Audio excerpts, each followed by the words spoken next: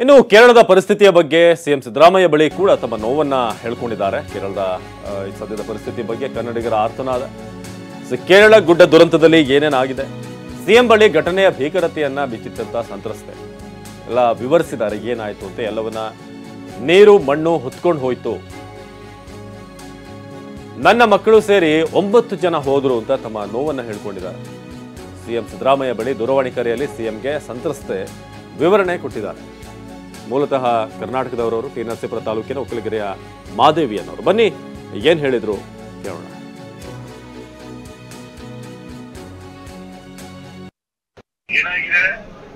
ಎಲ್ಲ ನೀರು ಹೊತ್ಕೊಂಡು ಹೋಯ್ತು ಸ್ವಾಮಿ. ನಮ್ಮ ಅಕ್ಕ 9 ಮಕ್ಕಳು ಮನೆ ಮನೆ ಎಲ್ಲ ಹೋಯ್ತು. 3 ಮನೆ ತಾರಿಸ್ದಾಗ ಮನೆ ತಾರಿಸ್ದಾಗ ಮಟ್ಟಾಗಾಯ್ತು. ನಾವು ಚಿಕ್ಕದ್ರೆ 18 ವರ್ಷದಲ್ಲಿ ಬಂದದ್ದು. 18 ವರ್ಷದಿಂದ ನನಗೆ 18 ವರ್ಷದಲ್ಲಿ ಬಂದದ್ದು. ಈಗ 60-70 ವರ್ಷ ಆಯ್ತು ಬಂದು. ಮಕ್ಕಳೆಲ್ಲ ಮಕ್ಕ ಹಿರಿ ಮಗನ 1.5 ವರ್ಷದ ಮಗನ ಎತ್ಕೊಂಡು ಬಂದದ್ದು ನಾನು. ಅಲ್ಲಿ ಮಳೆ ಇಲ್ಲ, ಗಾಳಿ ಇಲ್ಲ, ಊರಲ್ಲಿ ಮಳೆ ಇಲ್ಲದೆ ಇಟ್ಟು ಬಟ್ಟೆಗೆ ತೊಂದರೆಯಾಗಿ ನಾ ಇಲ್ಲಿ ಕಾಫಿ ತೋಟಕ್ಕೆ ಬಂದದ್ದು ನಾನು.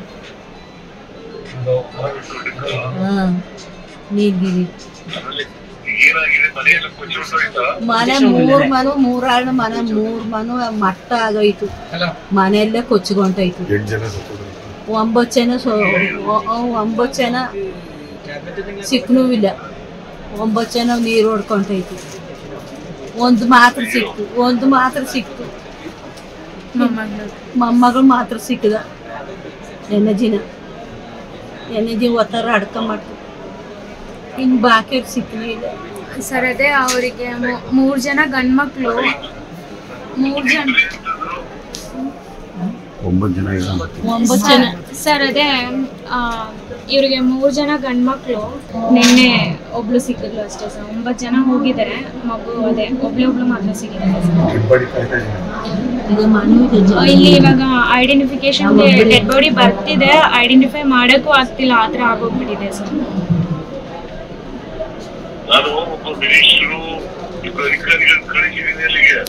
ಹೌದು ಸರ್.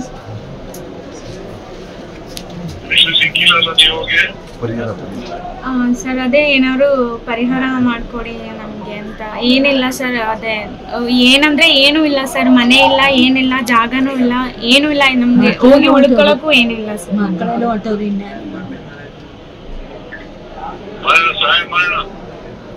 ಆಯ್ತು ಸರ್, ದೊಡ್ಡ ಮನ್ಸು ಮಾಡಿ ಸರ್. 70 ವರ್ಷ ಆಯ್ತು.